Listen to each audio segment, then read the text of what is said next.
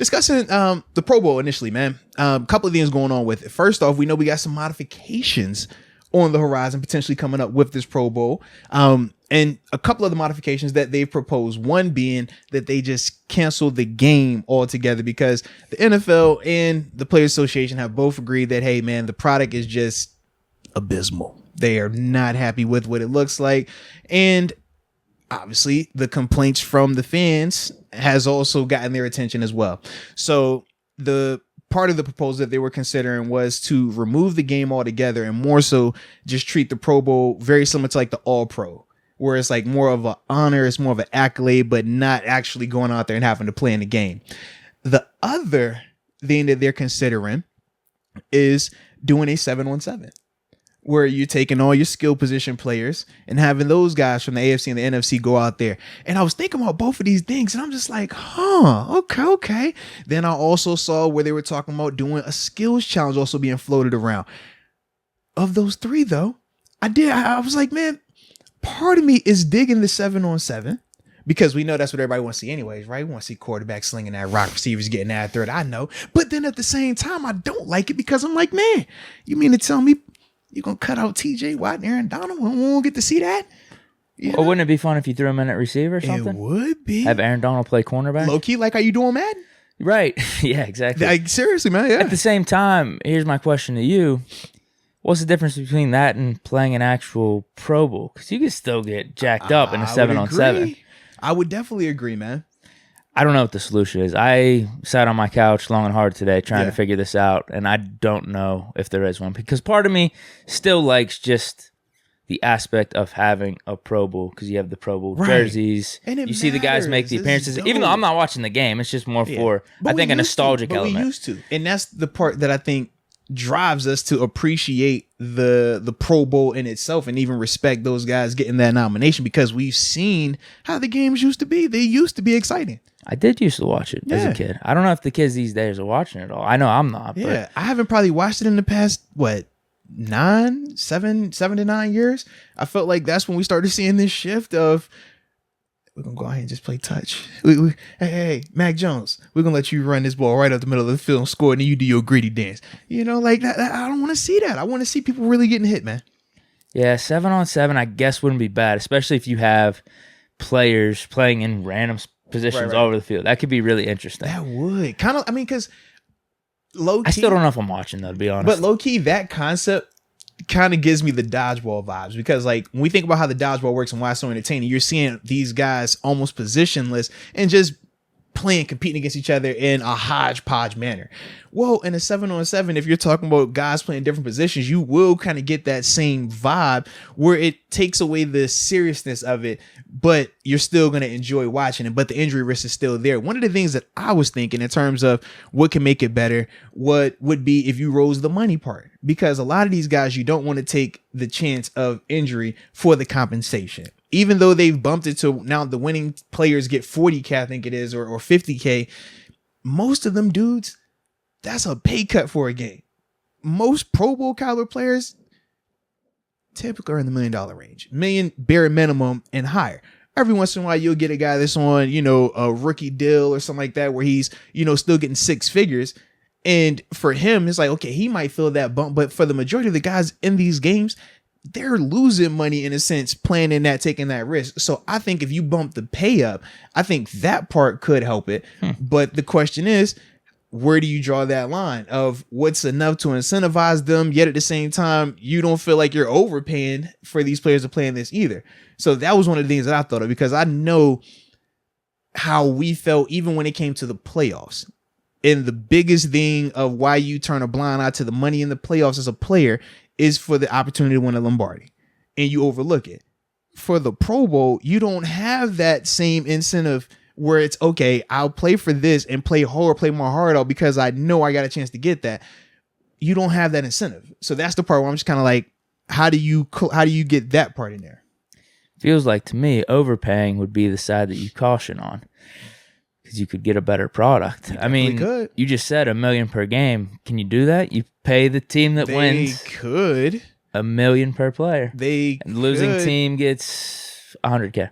Or losing team gets $500,000 or $250,000. Like however they want to do it. I think it needs to be more drastic so you like really want to win, right? Oh. Do you get what I'm saying? You're absolutely right. Because at least 100K is then at least a bump up from the 40K. Right, but you're like, bro, I want that $1 million. Yeah. Okay. That could, NFL has the money. It's just are they willing to do it? Yeah, that's the real question. Are they willing to do it? That might be the answer right there. To me, I just, and this is me solely speaking as a former player, that would make me like, and when I say me, not in the literal sense, because obviously literal sense of me, well, it depends when I would have got that nod. If I would have got that Pro Bowl nod early on before I had the nice contract, man, I'm gonna play my heart out regardless because that'll be my first experience. But when you talk about the back end where I'm making, $7 a year, it's like, man, I would not have wanted to take that risk either. And that was one of my big arguments when it came to the playoffs. And it was just like, yo, this is stupid. We're taking the same risk for less money. So with the Pro Bowl, I think when you're talking about that $1 million threshold, that gets guys' attention. At least it would get people out there. Yeah. Or even they wouldn't be sitting as much, and then it might have that NBA All-Star Game effect. Yeah. Maybe the first half's a little not as competitive, but then second half, you're like, you know what, we're out here anyway. That's what I'm saying. $1 million is on the line. Why not try a little bit harder? Yeah. And that's the thing. It's like, man, I'm sure if we go through and just look, okay, let's go down to contracts and say, all right, who's the highest paid player per game basis? Pro Bowlers that are rookies and stuff that don't have those big contracts too. So, but think about it this way, right? For all the quarterbacks that play, we know quarterbacks have the highest salary, highest per game check in the league. So AFC, NFC, whoever is the highest paid player on a per game basis, whatever that amount is, why don't we make that the number that you're going to pay all these players? So say if it was Patrick Mahomes and he clears, he might be clearing 7 figures per game. I feel like he definitely does. He's got to be in that conversation. Oh, yeah. Yeah, because he's probably $2 million. 40. Yeah, because he gets 40 a year, 40 plus. Yeah. So he's $2 million a year. So over, yeah. So that's even over it. So you put it at that. Well, then I'll probably talk it down to 1 then, because I was thinking to myself, like, does he get $1 million per game? But yeah, he's getting close to 2 per game, probably a little bit more than that. So if you don't want to do 2 for each player, you could do $1 million. Or if you say, hey, we'll pay him $500,000. But it has to be something for a 1 game, 1-off where it's going to open these guys' eyes and make them say, you know what? Yes, I'm going to play. And especially if I win, I get that much. And if I lose, I'll take the 100. The 100 is still nice, but that $500,000 or that $1 million to play in that game, and I think you would get a lot more effort from it. Does endorsements off the field have any effect on that, or just tenure in the league, or how much? Like, let's just use Aaron Donald or Patrick Mahomes for example. Do you think that has any effect on them deciding, I could go without this, or is it just the thought of, hey, I'm playing a game for like 3 hours, I'm getting $1 million? I think it depends. That's pretty nice. I think it depends, man. When you're talking Donald, when you're talking Mahomes, obviously their money is in a different stratosphere. So sure, you might lose that top percent, like the crazy money guys. But I don't think some of these guys are sitting out. Like, I don't remember Mahomes sitting out, right? Yeah, so I'm like, if they're more Rodgers, right, and Brady too, yeah. But to me, it's like, man, if you're gonna get that type of money for this type of game, I do think you would get way more guys showing a lot more effort into getting back to what we truly wanted to be. But this really depends on if the NFL wants to spend to make the game better like that. They tried it initially with the little 20,000, 40,000, but that's not enough. To me, that's not enough, man. No, definitely not. Not for the rookies either. Yeah. Because even though they don't have the contracts, they do have those endorsement deals off the field. Man. And yeah, why risk the injury? Yeah, when you're probably due for a big contract coming up for some of the younger guys, especially if you made a pro. You know what I mean? Like, you're gonna have some type of contract talks coming up within a year or two. So why have injuries potentially be a part of that and lower your big contract number that you're due? Yeah. Now Rod Dollar, he brought up a big man tug of war, O-line, D-line. Would you watch that? No, no. So you'll watch the 7-on-7. I don't think I'd watch that. Would you watch the full game though? If they were, I don't know if I'd watch that. What if they were going to play hard? If they were going to play hard, would you watch the game? Not the 7-on-7. Would you watch actual game again if they were going to play hard? For the mill, maybe it's one of those things you tune in for the second half if you're seeing online that it's close or something. What if you see it like, all right, the game just started, you see somebody just get smashed early in the game? Yeah, I mean, you're definitely going to get a lot better highlights, I think. I don't know if I'm tuning in still, though. See, I think I would if I knew for a fact they were going to be playing crazy. and we had guys like if TJ is playing in it or Deontay or Najee or one of our guys, and I know it's going to be heightened, I would definitely watch it there. Sure. And do they have Pro Bowl MVP awards? Yeah, they do. They do. Because Lorenzo Alexander, the outside linebacker from Buffalo a couple years ago, he won it his first ever Pro Bowl. Yeah, because I don't really remember that. I mean, you actually remember some of the NBA All-Star MVPs a little bit sometimes, even though that game isn't like that amazing for being an all-star game, but still, you still remember some of those performances. Well, they finally got those games being more competitive. That's what I'm saying. If they do went bad for a little while, they have the Pro Bowl MVP, and you know the competitiveness is going to go up. You're right. If there's a Steeler, I would like to see if maybe one of those guys win the award. Low key, I feel like the NBA. I know they put the rule where it's like the 24 set, like the 24 point first 24, whatever the Kobe rule to end it. But I want to say they bumped up their money as well. Theirs might be $1 million to the winning team. Low key. Yeah, because they definitely, I remember like that being like the big thing probably like 2 years ago. Yeah, because Kobe's been dead now for, what, 2 years? Going on 3? Yeah. Yeah, so whenever he passed, that was when they first made that shift. And that was like the whole, oh man, it's the new rules and new money involved with it. And it definitely worked out for them, man. Yeah. It's crazy to even talk about the thought of like 3 hours of work playing a game of football, and we still don't even know if the players would be cool with $1 million. Yeah, it's nuts, bro. But it's all relative because it's on markets and all that type of stuff. That's a deeper like business conversation, but it's funny. Yeah. I mean, it's just the perspective, right? It's craziness, bro. It's crazy. Now, let me see. I'm gonna try to not butcher your name. Biken Baller 3 with a ton of eyes. He says, what about a flag football or Madden tournament, something like that? Now I know they did that the Madden tournament thing does before. not work. No, yeah, they did that Hell before. No. That was who was it wasn't Kyler Murray. I know Marshawn was up there. Tyreek might have been doing it. Yeah, it that definitely didn't move my needle like that either. No, yeah, no, that's terrible. Yeah. What about the flag game though? No, isn't that the same thing as we're talking about 7-on-7? Wouldn't it be flag? You're saying 7-on-7 would be tackle. Well, I assumed whenever you said that, I thought it was going to be flag football. At least you could do it in tackle. I think it would be very difficult in tackle, though. But you could, because I know we practice, we thud in 7-on-7, which is essentially we're hitting, but I'm not going to take you to the ground. But everything else I'm doing full speed. Like, I'm going to line you up, I'm going to coil these hips, and I'm going to fire on you. I'm just not going to tackle you to the ground. That's thud. But man. Yeah, you probably want to go. That would make it very challenging, though, for the defense. I will say that. What, flag football? No, tackle in 7-on, because just the space. That's a lot of space when you don't have like a D line to cloud it up a little bit. But nah, man, it could definitely work, man. Sounds like 7-on-7 has a lot to do with pride. Yeah. So that would be maybe a little bit more incentive to play better. Who has the best? But I don't know, though. You see in the Pro Bowl, it doesn't seem like anyone cared about tackling Mac Jones. So he literally just scampered up the middle. Yeah. But maybe it's different when it's 7-on-7 because, like, you got 7 now. It's like you know who you could blame. You know who you could point to. And we can see you clearly. Can you condense the field maybe with those? Well, it's like in football now with like the high school recruitment and stuff like that going into college. 7-on-7 is like a major component to that. And yeah, they do these 7-on-7 leagues like specifically for the summer, so scouts can go see these guys, and they do use a condensed field sometimes and stuff like that. So yeah, they'll have like different headgear, all type of stuff. Yeah, so you could make it work. I've definitely seen it, man. You could definitely make it work. Still the injury risk. Yeah, that doesn't because go away. I don't think the physicality from the Pro Bowl is necessarily the injury risk anyone's concerned about anyway. It's the ACL, that ACL, that Achilles, and you can still do that in this. Yeah. You can still do that from playing basketball in the off season, doing whatever, right? You mess that knee up. Oh man. But that is the part where I say if the money is right, guys will take that chance a little bit more. But the money has to be worth it. If you're blowing out a knee, blowing out an Achilles for $40K, you sick.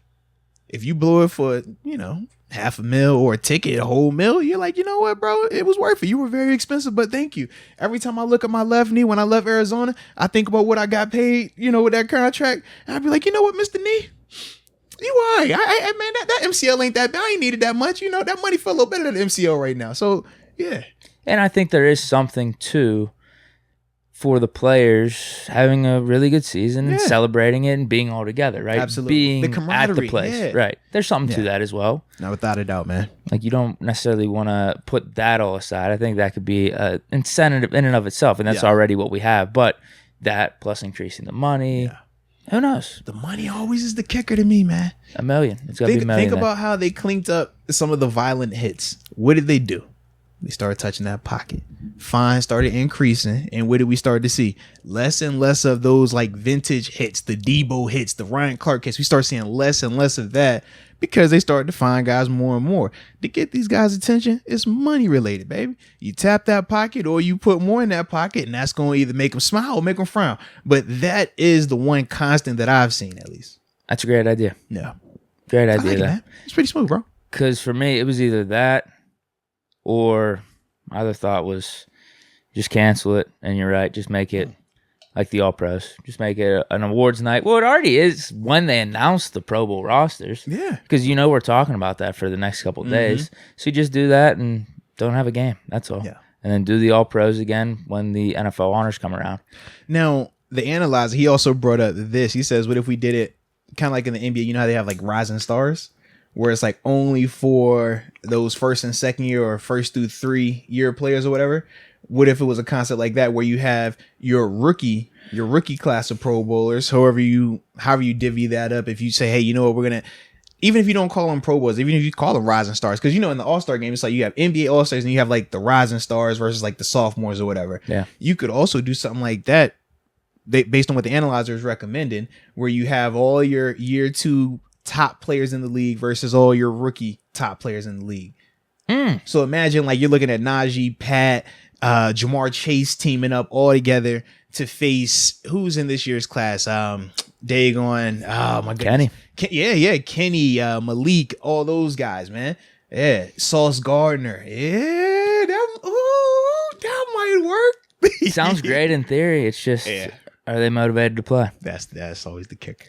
But maybe because they're young, you catch them before they start to get the credit. Because even the number 1 picks now, the money is dope for, the top 5, top 10 picks. But after that, that money isn't as crazy anymore. Yeah, they got the endorsements. But if you do $1 million, so that's the game then? Or is that a prerequisite? Well, I don't know. We can go either way with that thing. You could make that the game. That's a good idea. I like that theory. I like that too. I think, and it's exciting. Like, I definitely, because those are the players a ton of the kids like too. Yes, because they're new, they're young. Yeah, they're fresh out of college. We got a chance to see them. We clearly like them enough that they've been to a Pro Bowl or in consideration for that. So yeah, man, that's not a terrible idea. That low key, the analyzer, that might be all right. I kind of like that right there, man. Something to throw out there, but I think at the end of the day, the consistent theme through all this is just raise the pay. At least try that. Got to raise the pay to increase incentive to play a little bit harder, make the game more exciting. Because I'm like, with baseball, they're able to impact home field for this. I don't even know if that's the best idea, but I mean, but it was something. I'm like, we can't even do that because just like I don't see how that's gonna work. Yeah. It's just too much logistical that goes into like football. I mean, we don't do the back and forth, so it's like, nah, we gotta know this location ahead of time. Yeah, something about Pirates are actually kind of on a streak right now. They're not playing too bad. Come on now, 24 and 28. We caught up high. A bunch of these young guys. Yeah, swept the Dodgers, but something doesn't feel right about potentially someone on the Pirates or a non-contending team in an All-Star game determining the fate for another team making the World Series, whether you have home or away, in one single game, maybe one single at bat. I know. Something that doesn't sit right. But it's for your conference. You're doing it for the pride of your conference.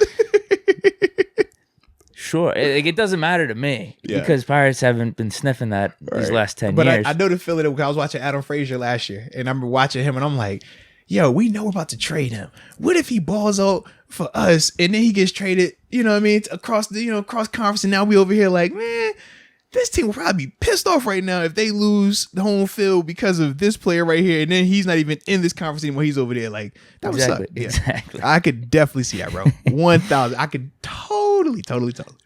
Okay, we gave some good options. I think those are some of the better options. Yeah. than what else I'm seeing out on the internet. I At think least the NFL should hire us, man. We got some good brainstorming over here, bro. Robo advisors. Come on, man. We research and then we group think, and then this is what we come up with. This is a recipe for success. This is a story of my life right here, man. This is at least the starting point. Yes. Increase the money, and then if that's not working in the next 5 years, just kind of see what the sample size is. Yeah. Then maybe you scrap it. Fair enough. Or you try the rookie sophomore game. Why they haven't thought of either of those options though? Increasing the money or a rookie sophomore game. They probably don't want to pay him $1 million a game. But they got you right. You right. As much as I like to be naive, see, this is where I get naive, Deke. In my mind, I'm always like, oh, the NFL will pay. They'll pay. They got plenty of money. And I'm like, the NFL is actually at times very stingy. They do not want to pay. They want to take all of it. Unless they could see the direct profits from paying the $1 million. Right. Then it's probably just more beneficial for them to scrap the game. They would much rather say, hey, what if we give you $100,000 for the winning team first off? They'd rather try that than jump out the gate with the $1 million. That's just how they work. Could be something in the CBA agreement that affects this at all? No, nothing like concrete like that. No, because this is still viewed as like bonus content, bonus elements in terms of the pay. So there's really not a lot of structure behind it. Very similar to the playoffs. So players don't have to go at all. Correct. Yeah, because your contract is only for 17 weeks, or now it's 18 weeks because it's 17 games plus the bye. So your contract is only for 18 games or whatever of when you're getting paid. That's why playoffs, the pay is such light, because that's all considered bonus pay. But it's not a bonus when you taking the exact same risk. You got the exact same schedule, the exact same consequences in terms of if you miss a day, you're late, or anything along that, you can still be fined the same way as your regular season. But the pay at times, I know for me, it got to the point where I was probably getting 10% of like a game check to go play in a playoff game. And when you think about that in just context, think about what everybody makes, and you say, okay, do the exact same work. Stakes are even higher, more eyes on it, more viewership, and we're going to pay you just 10% of what you would normally make. That's what goes on. So when you're talking about Pro Bowl, and it's a similar concept, it's hard to make a dude want to take that risk. It's hard to make a guy really want to compete like that when it's like, bro, I'm losing money in a sense. Like, that's what it feels like, even though they swing it as, oh, this is bonus money because you technically wouldn't be making this. It just doesn't come off that way. I'm just throwing this out there. I don't know if you've had this perspective with it, but you probably can view it as those playoff games are a reason you're getting paid that money in those 18 weeks. To an extent. Right, because, I mean, that's a big part of it. The storylines, playoffs, who wins the Super Bowl. But that's what people get excited though, for. in terms of revenue, regular season revenue is not hurting at all. So it's like, the revenue from the regular season pot is still astronomical. We know the Wait, Super Bowl. You're not getting any money from the playoffs? Like, say, going into next year? That's a separate deal. No, that's just for the team, and the team decides when to pay you. That's why if you get the bye week, you don't get paid on the bye week. Even though the NFL still going to make money, all the games going on wildcard week, and the players that are on bye weeks, 1 seed and stuff like that, they don't even get paid. It's craziness, bro.